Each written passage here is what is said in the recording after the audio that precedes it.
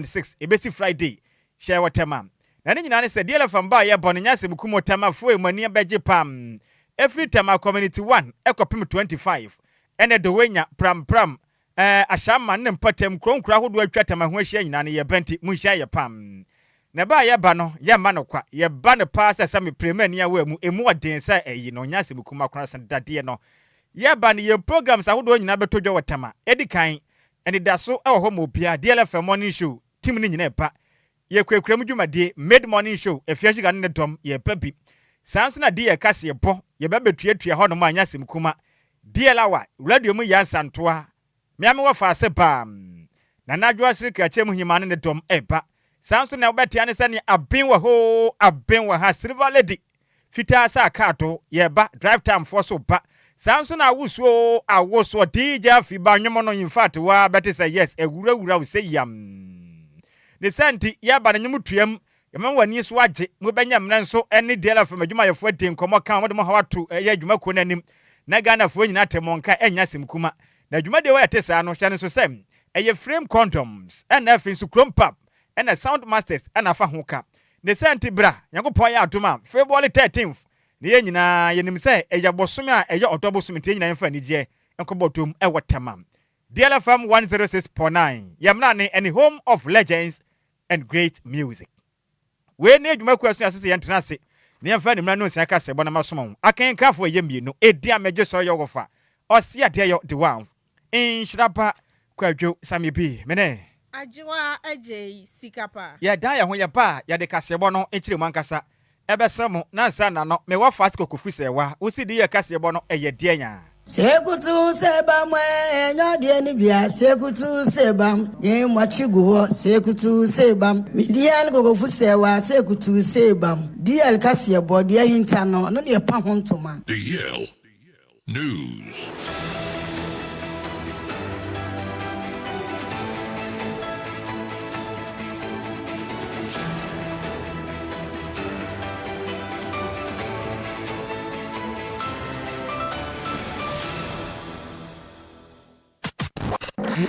It's official. DLFM 106.9.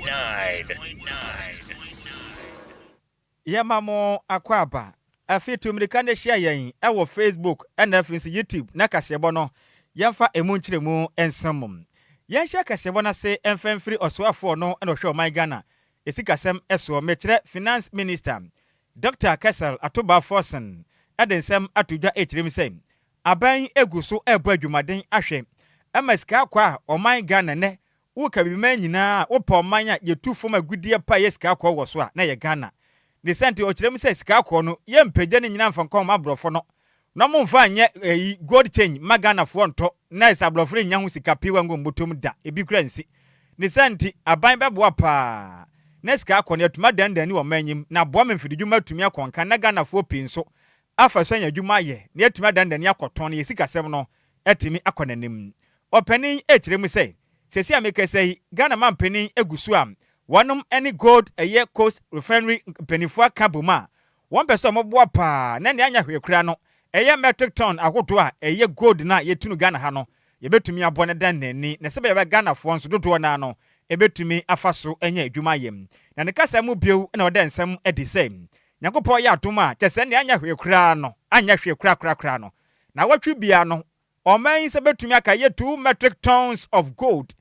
make say no eye gold coast refinery for no betuma dan dani magana sikasem ya fa so nya sikapewa ede abo oman ho bram opani ni sem tutudwa ma no bon ho maden akopie mu a na wonom ebontoa ede afa gold eye coast refinery wonom facility ahodo mo bo maden apa ho ton beboa pa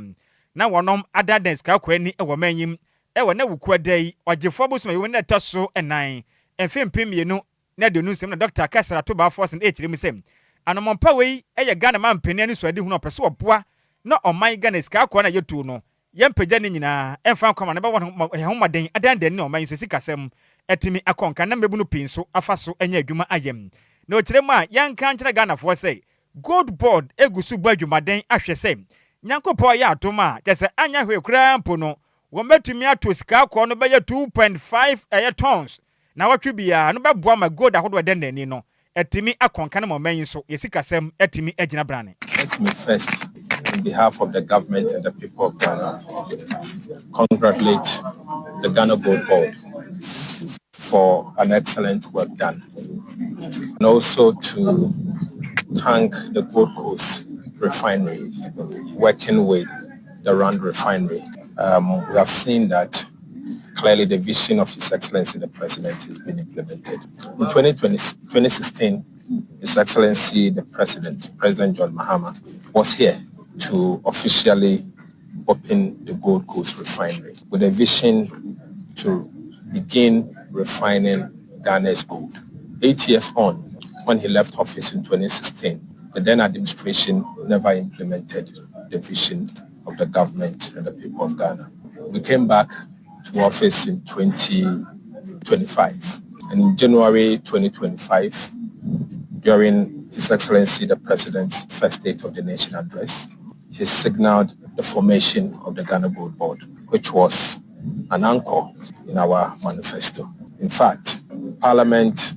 passed the Ghana Gold Board Act in the first half of the year. So activities of Gold Board actually began in May. And I think May, June, April, touted all over the world as a novelty. And today we are here to celebrate another milestone of the Ghana Gold Board.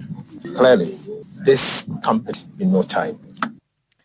Any awoti ye ayo swafo no na ohwe my Ghana esikasem eso Dr. Kessel ato ba forcing. Yentoa kasebone so na MC Kwadwo so ewa santimante mu Eric Asibe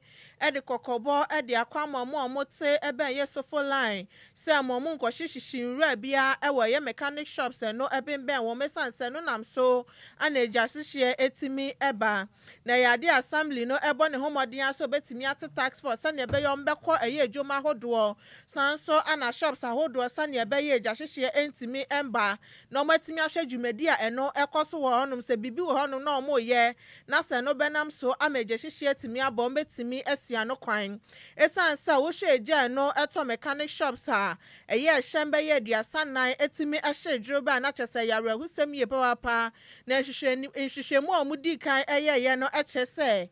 obi anekwohye nra ewo mechanic shop on menu nam so ameja no etimi eto ehye ni ma chese omo a omonia matimi ahye no afie na omobo Muhammad ya so metimi nya sika etimi atofofro na ye Mr. Sibe esanso edituja echemu se o twa se ne ne matimi koso ejapade etimi hye na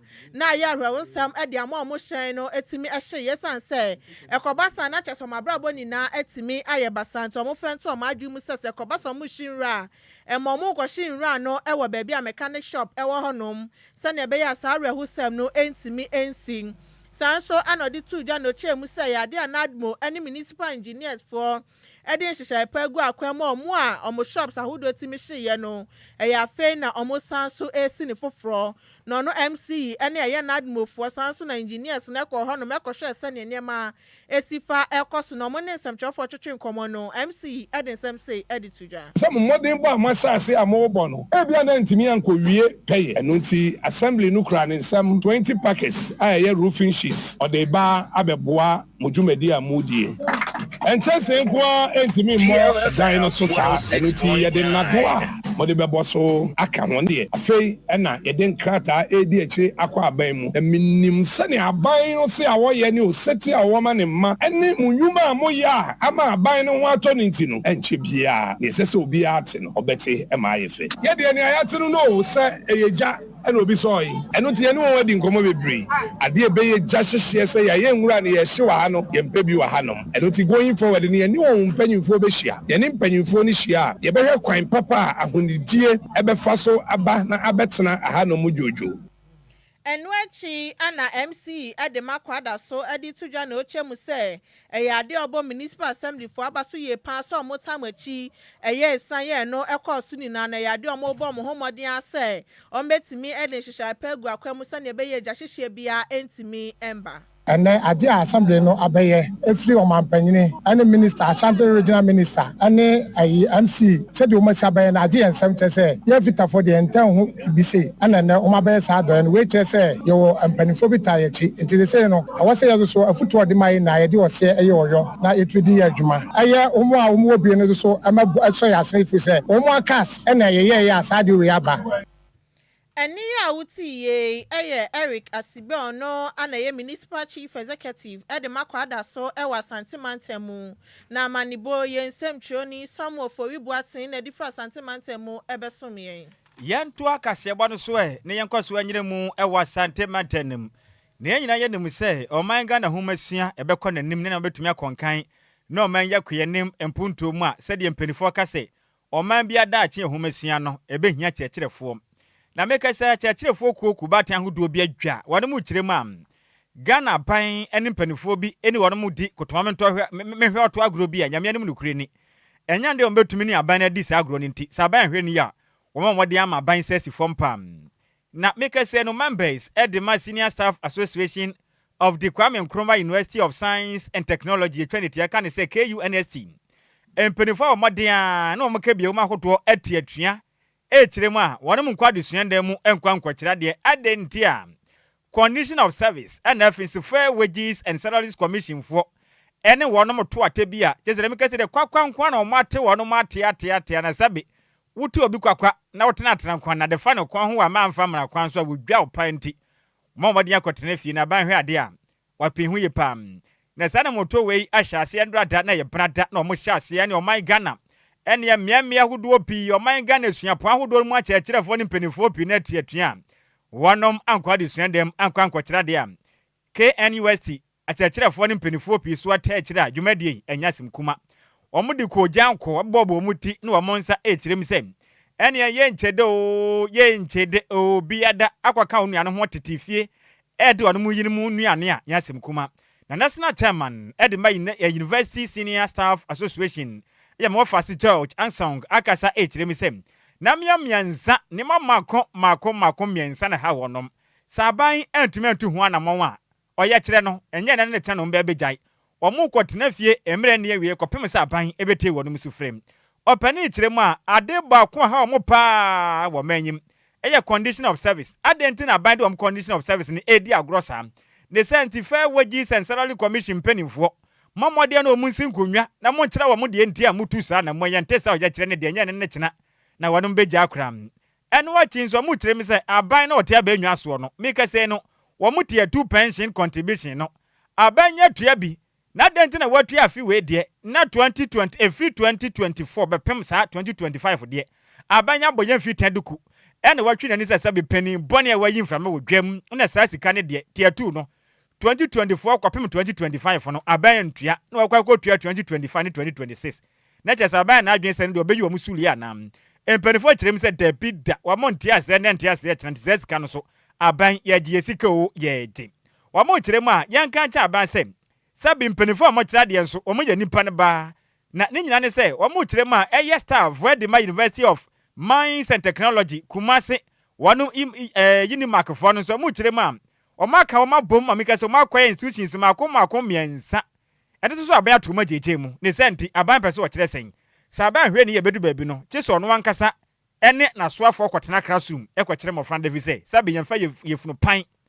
na ya sepan emfa hya ben ewo manyim our Senior Staff Association University of Ghana and then Teachers and Educational Workers Union TUC. I am the national chairman of Senior Staff Association, and this declaration is not only KUST, it's across all the universities. So as we are declaring here, it's affecting all the campuses. And the national chairperson of TEWU has also given blessing. FUSAG national chairman has also given his blessing that we declare that today we are declaring an indefinite strike immediately from here. And the reason being that Fair Wages and Salaries Commission has altered our living condition of service without our consent. And for that matter, we cannot sit down and watch. 2 is our tier 2. That government has skipped 2024 August to December remittance to our fund managers and has paid 2025. All the correspondence from our fund managers has yielded no results. And we can't sit down for a personal of our tier 2 to remain with the government. And there's also a regulation or a law that says that if you default in payment, there's a penalty of 3%. So we are demanding that as well, that they pay the remaining months plus the penalty. Because if they had given the money to us that time, we would have invested and it would have yielded some returns. So that penalty too, we are asking government to pay. The third point is our brothers and sisters from UNIMAC, which composes of 3 institutions that were brought together to form a fully fledged university called UNIMAC. Since the establishment, the government had not been paying them the requisite salaries and the allowances. We have engaged, we have written letters, they have given us assurances. It was only this January that they have placed them at the right level. But we are asking government to look at the arrears since they were put into a university, to pay the differences. We have tried and communicated and written letters upon letters. Government has not signed it.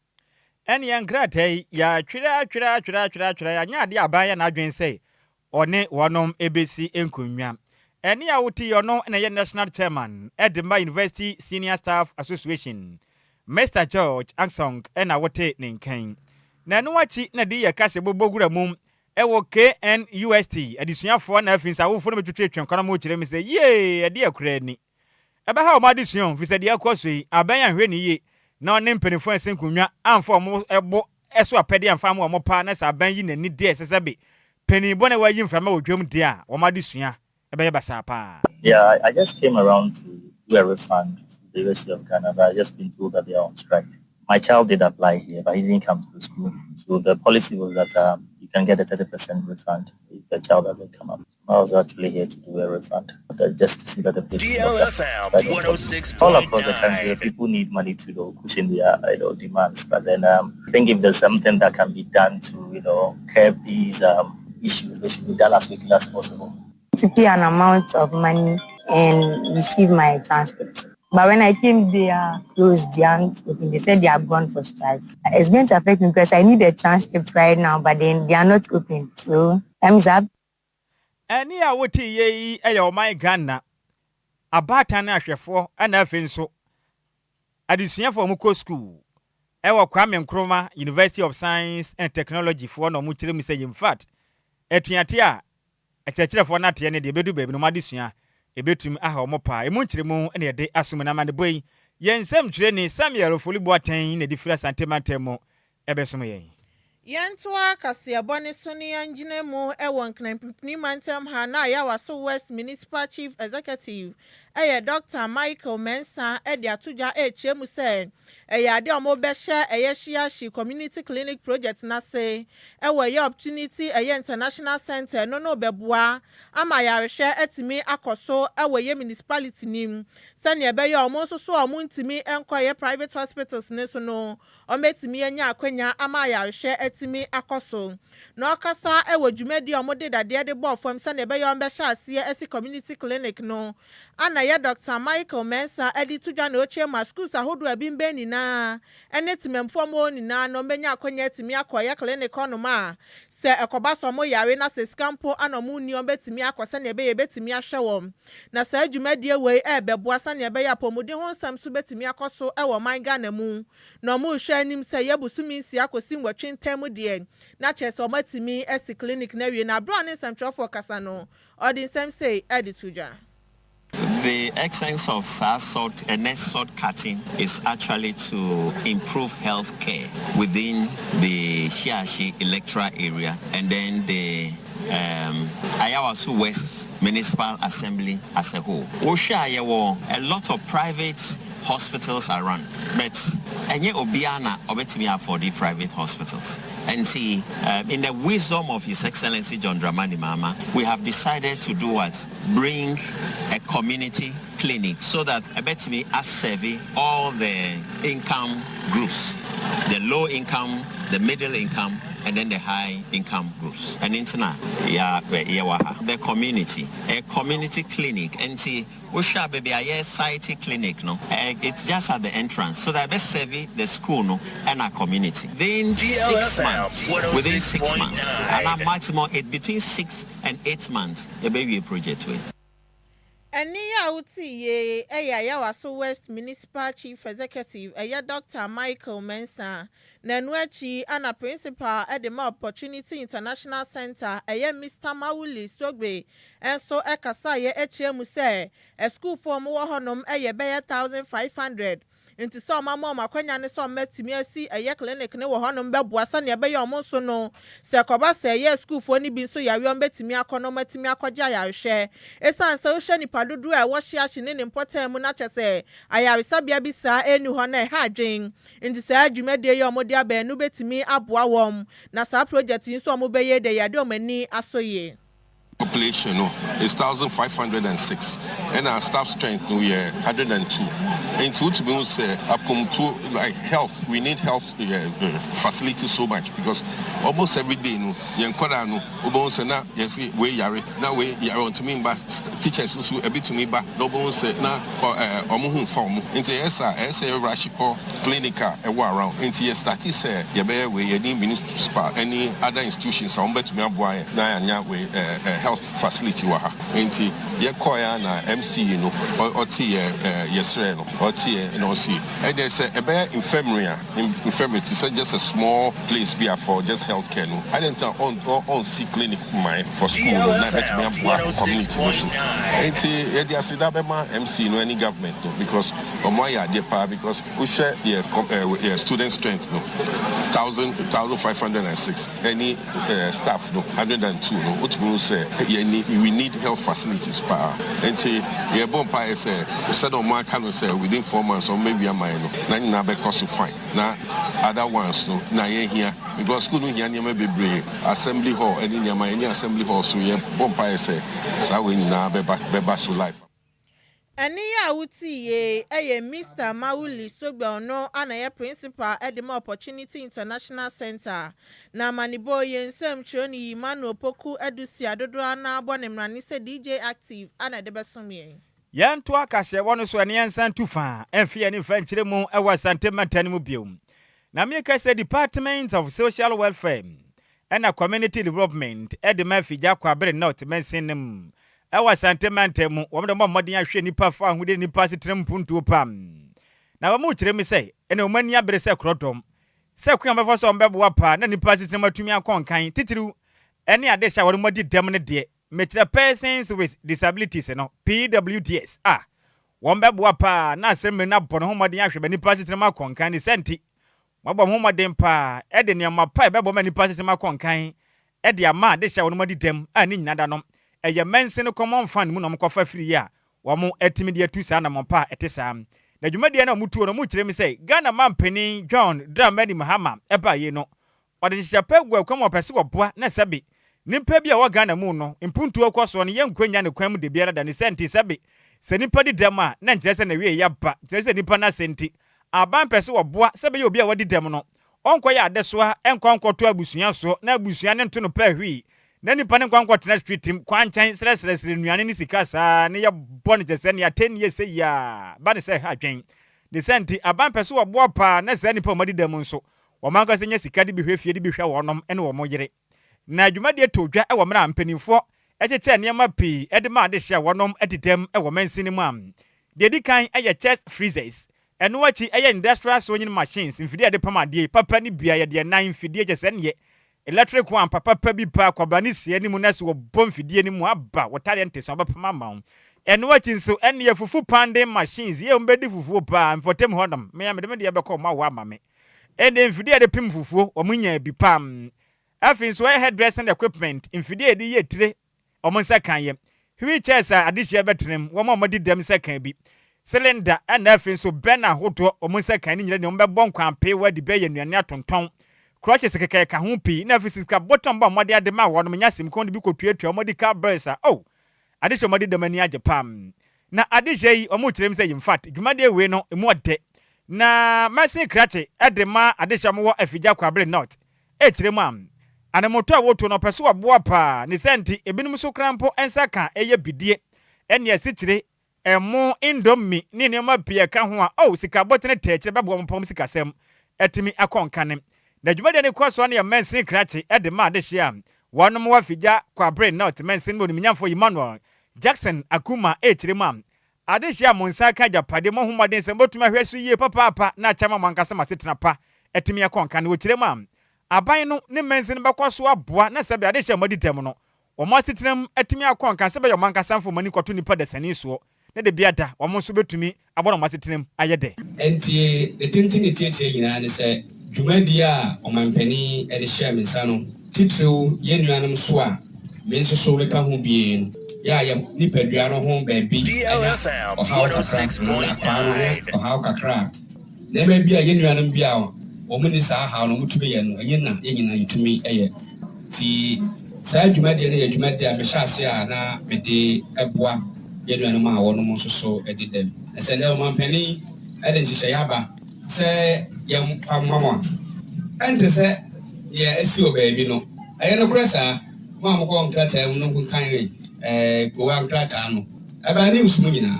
ana we nyi bread kan aban ahodo bebre memu aban bi adin emre be twetwetwa mu sika na nka wose se fata se de boa mo no na ye nhu baabi a efa na obampani ahye se sika no de wose ye mfanye no eno na ye mfanye eno ntina ene sani ya obampani apagya mu akodu 80% no sa sika no bi ne se ye nyimu wo ha mu abupen enum na ye mfanto sa enema we mfama mu na de wo mu nie sika we enya afi mu nyina sika eba ye no e ka se kota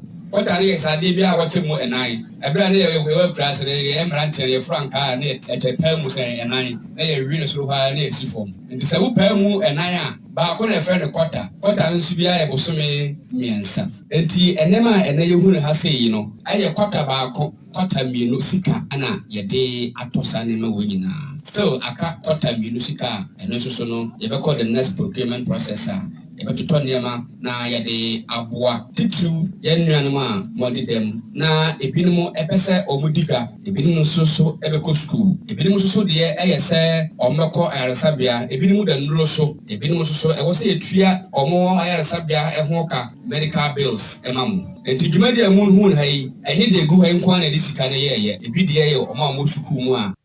ene ye doso pa mabua dwumaden pam eni a wuti ye ono na ya ban anamusini edema adehia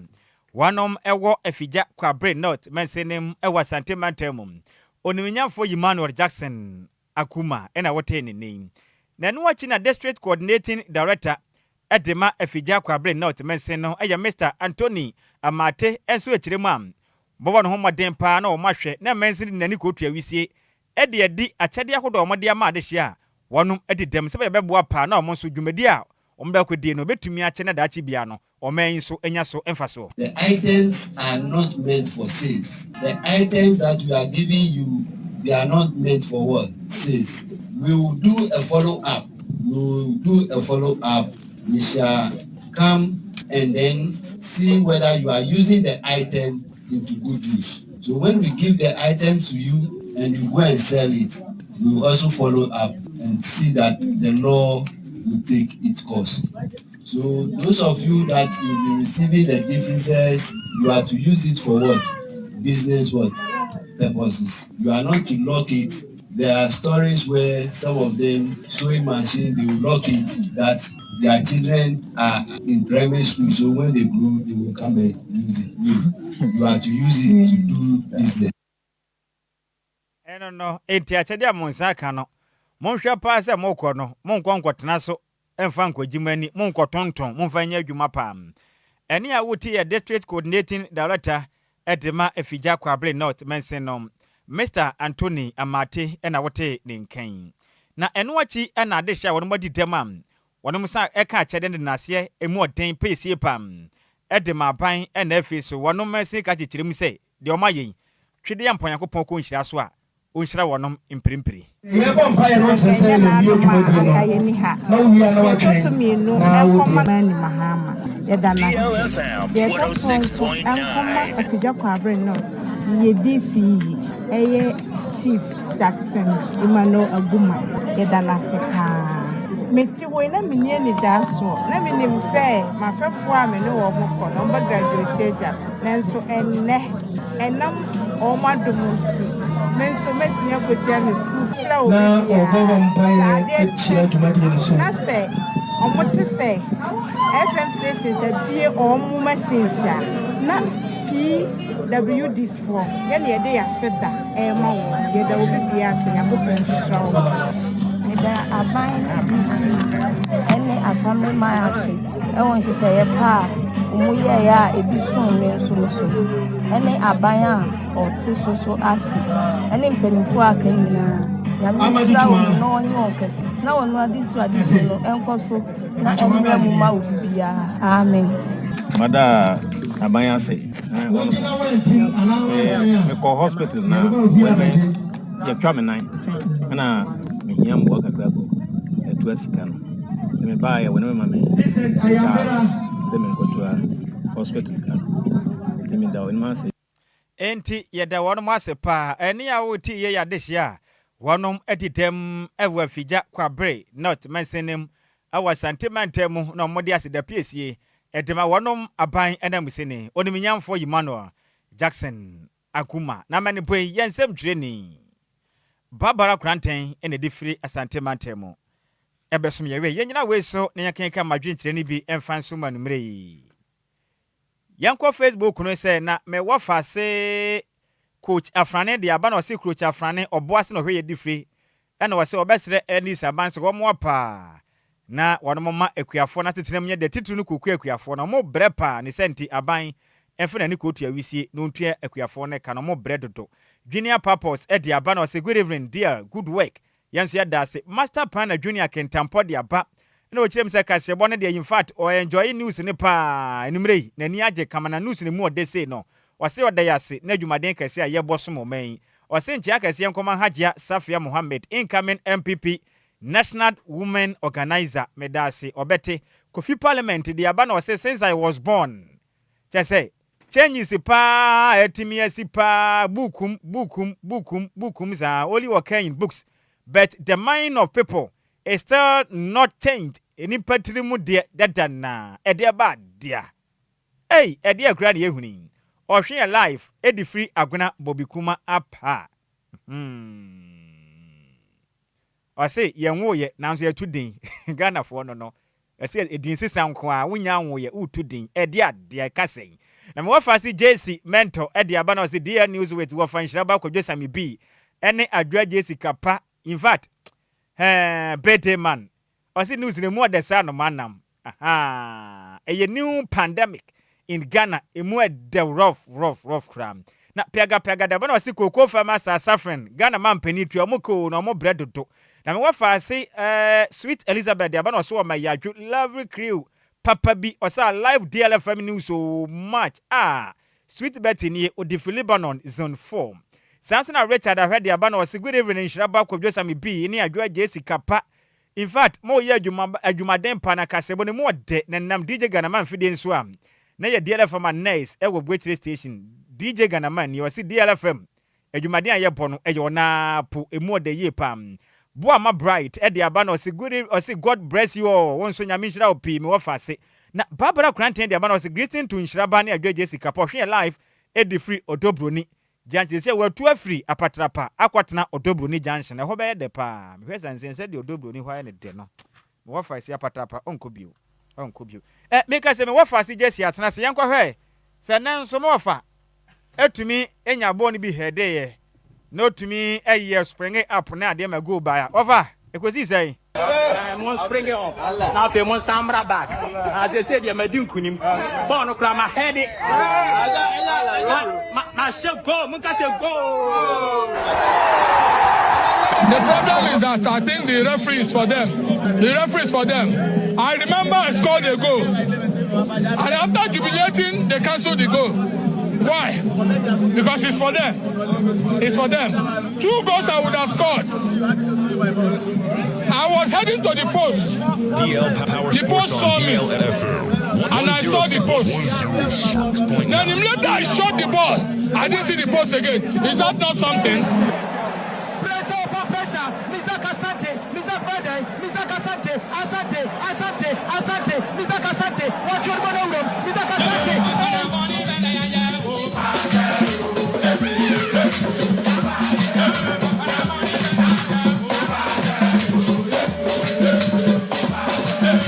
wo fase jersey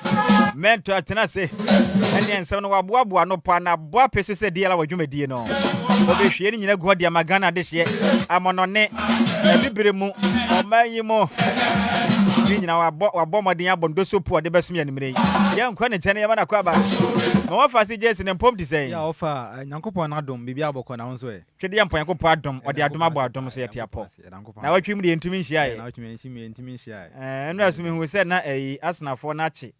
ne wo fase fo de brusufo na atwa omoto pio ba ko esi amu kofi ana entina fi ba ye din sa no enyam nwanwan ne waye din wa moamoa ne ho sa aposo waye din na nse ka mesa Arsenal do mo chi Chelsea ba bia omo ye ne ho adwuma pa che o china waye ne ho adwuma ba bia obachi enye Chelsea team ya so na eche ayi Barca oye ne ho anwa tantanta sa Real Madrid omo Champions League we asisu ehu yes o pe team ba ko England otimi Barca pa Barca enye Barca nko aba Spanish clubs na Chelsea Madrid no mo makeka na Atletico Madrid mo ne mo makani nyina obo na left and right oh okay kwa teams na kan omo chini bia na omo twefo mo enti Chelsea nyame ye fa ne sen Manchester City so mo match ne yes Manchester City enti so mo so we ne o makohia Arsenal yes o makohia enti metim Arsenal ye be gise tu chaba bredi minja ona kajagum all right yema wina madu bi from red deal 106.9 so enanyre Brett madu say team da good ye winsam etim edebra bia uche show no etim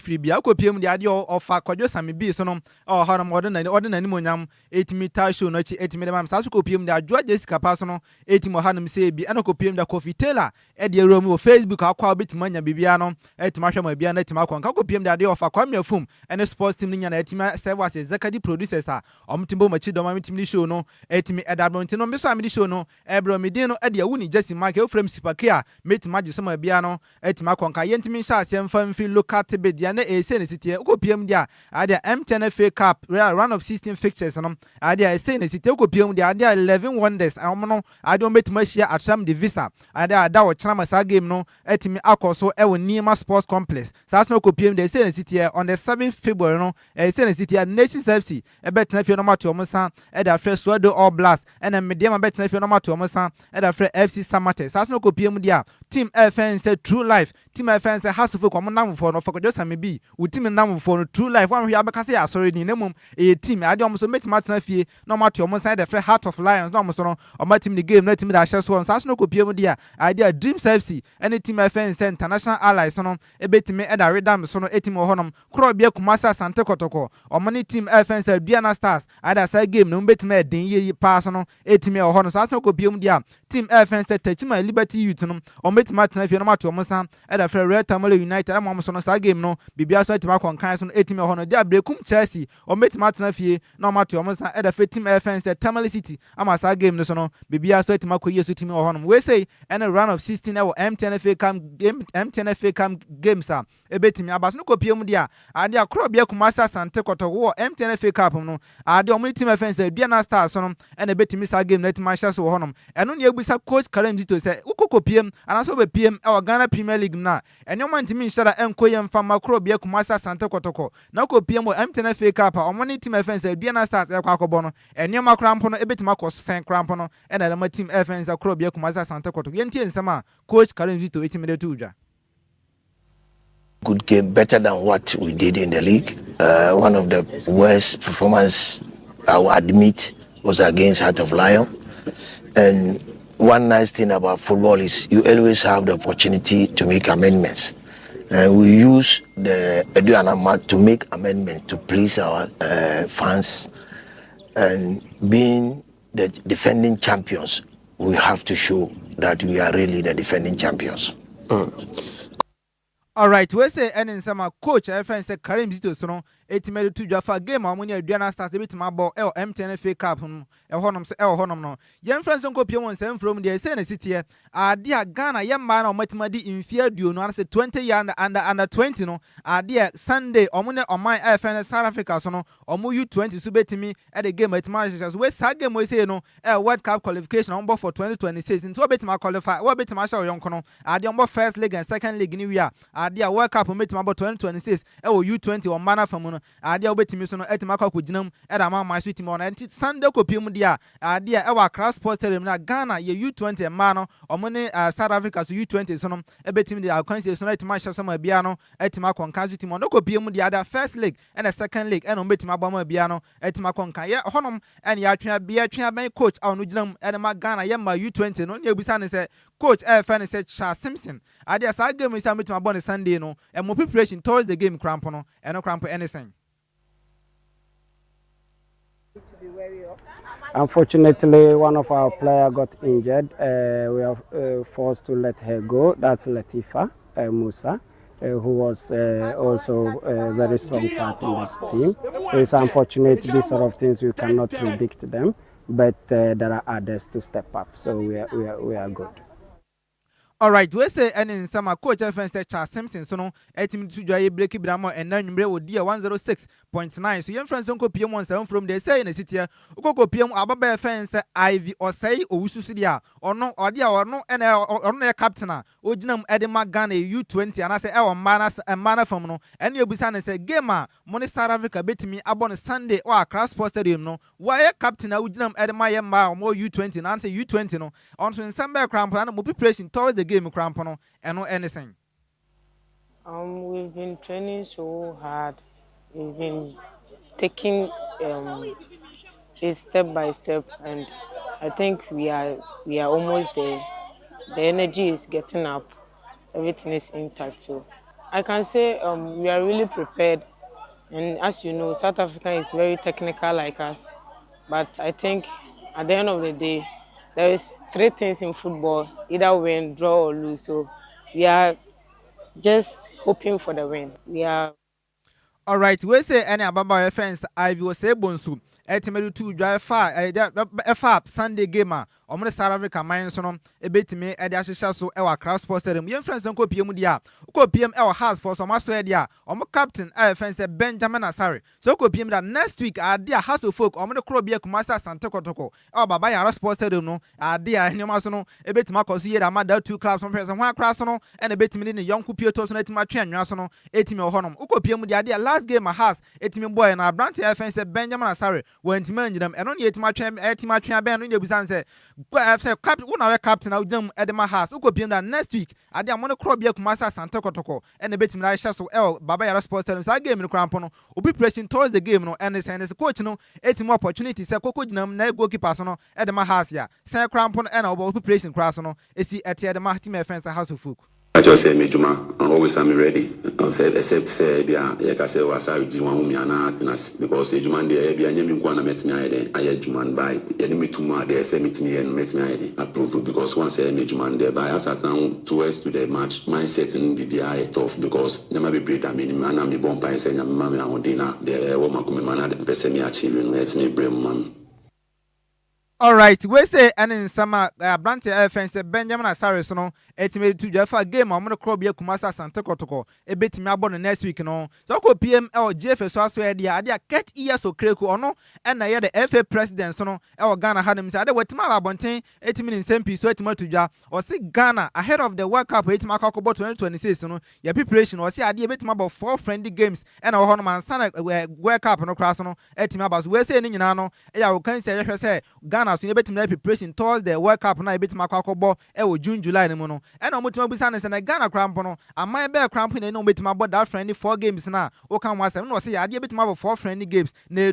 two country na say ano ade confirmation no so no etima about the first country no o my friends Austria and the second country no so no o my friends Germany na mu two na kan de emre pam no betima ba no betima da betu dwa mo bia so no etima ho ma bia na etima konkan de a ket years okreku we say and o de to dwa e fa Ghana so no your preparation ye towards the 2026 World Cup na ye betimi abon ye ade abono United States of America no ye friends nko PM FS Ghana Premier League India after match week 21 no say in a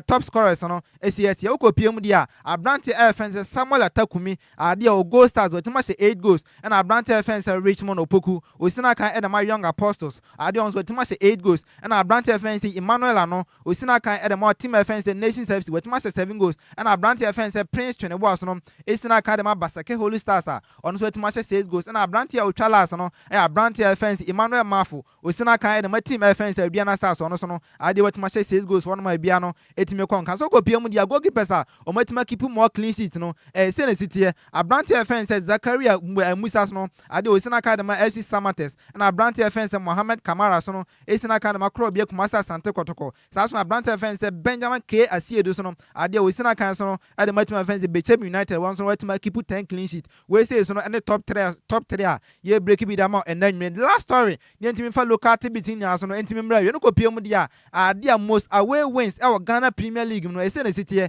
ade Hassel folk ene dika ono no away wins here yentimi nko obi cross so yentimi fa na pieto nkotwe anwane de ade of Kwadwo Sammy bi utim offense Hassel folk for no ade omutimi ade ye pass omuto away wins no omutima nya mu mako 5 yentimi na sansem we say so yentimi fa local between ya no entimi emra we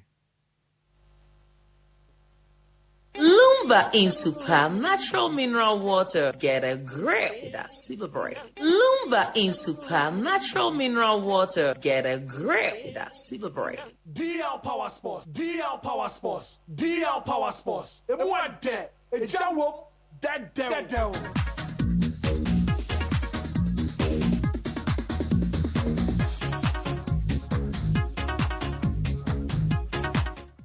Alright, entimin twaso ne entimin fa microphone kro nsem no ba ko mienu bi entimin soso mfa ma ne entimin sori so de se na sitie uko PM de ade enra na etim offense Arsenal etimi chi Chelsea etimi twa na kan ba ko a ono ade a wantimanti we say no ama Arsenal etim advance o mokwa ko PM so no e o EFL Cup final Santa Carabao Cup final so no timi ono ma mo twen say team offense Newcastle and team offense Manchester City no abetima we no etima ba no mo timi the finals no etimi da hye so no mo wie no ene etima twa ben Arsenal so no ma brand offense William Saliba and etima busanse e kamia sa Arsenal say season bi etima ba wie ya o mo say ko PM no na ade ono mo na de etimi wo so de yepa ne mom game ni anase season ni yantimi mra wie no na ade a o matima ko trophyless na ade a this season na ade a Champions League o da so EFL Cup o Champions League anase ko PM de ade a Premier League so mo enti ade asem e no betima ka kire team fans Arsenal so mo fans and also betima ka kire Arsenal so mo fans na say ade a this season there ade a competition bi o mo bia no o matima make sure so matima just hard titles ni nya no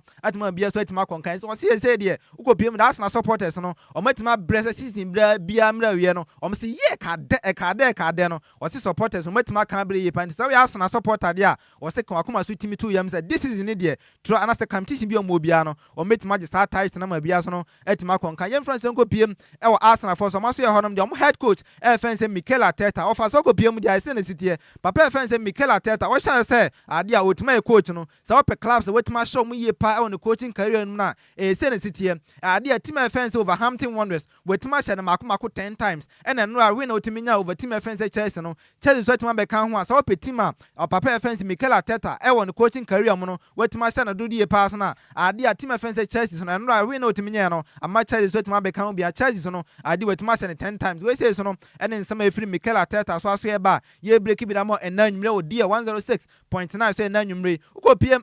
team fence Man City so aso ye dia say na sitie o mo hwe sa pa fence Pep Guardiola say season ni ba we ya obetime de bibia so etima ba we so no wetima fence Man City force no ma so na ko PM de adom wetima short list 3 coaches sa pa fence Pep Guardiola say season ni ba we na so de njuma de nyina so no etima ba we o de meni ba we so no Man City aso so dia coaches so metima ko form ba no metima beto so no say na top 3 na Man City so no o metima short list na City ko PM da first one no anasa pa fence Cesc Fabregas ono na coach ojinam edema komo Italy manum saasna pa fence Enzo Maresca enche bia so no Chelsea fotimi ball na City no ono so timi kan bi na pa fence Xabi Alonso so na enche bia so no team fence Real Madrid so no team ball na City no omo so mo hwe se season timi ba wie na se team fence anasa pa fence Pep Guardiola etimi no ma nyina so team ba fam dia ida say Set Fabregas Enzo Maresca na say Xabi Alonso no ometima akọ no so to mabeto adwumadi no so no e da matim efense Arsenal so ko PM hilal for some aso so no Saudi Arabia there e se ne city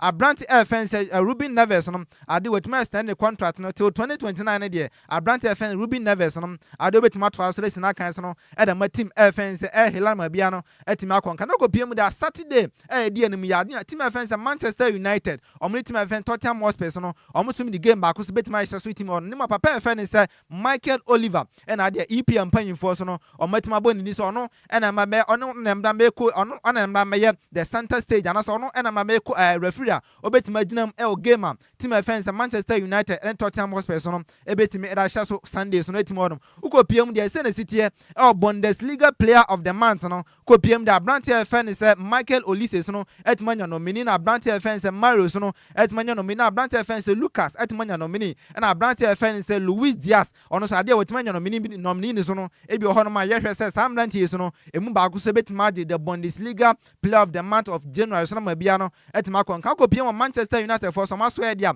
of Senate City Abrante efense Carlos Enrique Casemiro so do na no etimi fen Casemiro ko PM dia ade a EPL player of the week no ometima bonidi sa Abrante no ono na the player of the week ko hwese ma bia no betima kon ka ko PM do of Senate ko ade otimi share one goal and ono otimi ma one assist Manchester United do mu crucial winner omutimi nya editi team efense omutimi nya editi team efense fuam no and ko PM dia ade ometima bonidi so ono and the player of the week the last story yentimi fa bibia no emra wie no fa Senate City Abrante efense Victor James Osimhen ono no otimi fi Nigeria man ni mu no uko PM no Osina Council and Galatasaray Abrante na nra and otimi nya 200 career goals na that 200 career goals no ade a 4 clubs plus the national teams and otimi nya that 200 career goals no ko PM dia Belgium man no ko Osina Council no e de match Charoni ade na otimi share 20 goals and otimi oba France man ni mu and Obesina Council no e de ma team finish Lille Metropole and so no ade otimi share 18 goals and SSC Napoli Italy man na ade otimi share 51 goals and Galatasaray so no Turkey man no ade otimi share 76 goals and Nigeria as in the countries no otimi share 35 goals two kan nyina boma of a 200 career goals and Abrante efense James Osimhen so no etimi anya ade ama no ho a yes at the age of 26 no obetima share more goals ama bia no etima kwanka ofa mo se kwan no e wase de krampno aboboa no e na betima ntimi nja mu mfa mam e studio A right me wo fa se JC me da CP sense mo nyina na wapregu ho no nti ye hwe ni mu se ngose nkomo akra ho birthday bia mpese ene bonitew yeah offer me kwane de ma mi sa birthday we say emfa emfri ehonom offer so ko tell betimi aboa me with that image na no matimi sa birthday we say no etimi the offer so ko piem dia ene Reverend Sister Rose Reverend Sister Rose Mary Daddy the birthday and the birthday and we say no every Mr. Obin Asante Fred honom and I say young fama Reverend Sister Rose Mary Daddy so no honom ko piem dia were former headmistress at the school IFN Henry Hilgen Memorial School go so the CID dia ono and the headmistress at the St. Anthony RC Preparatory and Junior High so na no buokrum Kumasi say Fred say young country Madam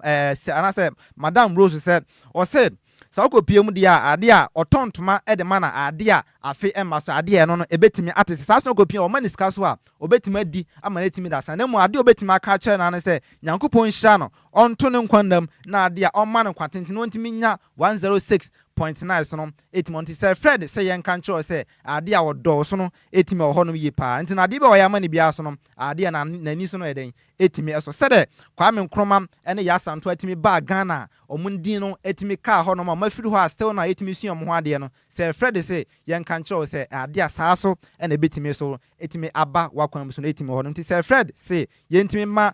friends Reverend Sister Rosemary Daddy awodapa sutimi ho no right me da se pa me wo fa se JC na te se ode akopama so nsem no ebe so me ya na me fa woda we enkwama KB asenso we personal assistant and FNC photographer at the MCE for Kwabre East was Santimantemu na Barbara Grantain ono na ye our Ashanti regional correspondent Rimse Sidia and wa wodenti happy birthday goes to you once again KB asenso we personal assistant and FNC photographer edma MCE for Kwabre East ewa sentimentum sini Nyankopɔn hye na wawoda no onya ne soronko asase so ne pa onyini nche ne nkwanfie mu odepa na twede yampo Nyankopɔn emfa enum wo omo watamfo nyina ni firaye na ma nkwan na wane yedie na twede yampo Nyankopɔn omfa nom ne bi enka wabusu happy birthday once again go to senior KB Asenso we every Barbara Kwanten na ose yemfa awoda sunku we emfa ma nkase ebo no ye de si na emusemufo ne ya Maze Mabel antwene se mo ede ema yen Champion Taylor bemo boada ansuro jade ekopie mu ewo Facebook and afensi YouTube makase ebo no wonya bi ehweyem Mr. Samiara kwa dodo asane mane se DJ Zigibi man friend se Ozigios ede chinchim efrefru manyina som ye nimre kasebe mu da hokro chen akenka fo mienu anya no wa ne so by 30 azemi ekowuo ofie ekraye no eye mienu dia meje so yo wofa osi ade yo de wam at Nhyiraba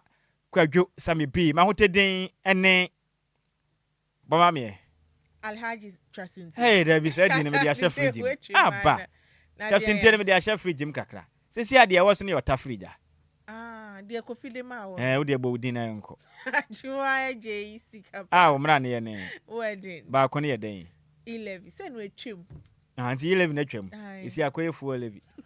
ate endi kasemade hia de mu asini yeso no me wo fa se DJ Afiba obetena se ene awusuo enya simkuma ofia from samre kopim se nondu bebo de eya nwum nko a 24/7 na yakura ne kra kasa ne yapon yenkasa biu gitena no pa hitman be hia se akasa ana osofo all people sofo no be ba hamachin mu ebedi nkomo na de aka die enwum no ya de prepare back to back saa na de esem yeba munyina mo ene ti ade hye ade hye am wada nsoma no beach road me wo fa se comfort test mu tie yen papa hodo wada nsoma no ho nyina no ya da munyina se se de bia da mosom ye sompa ya kramo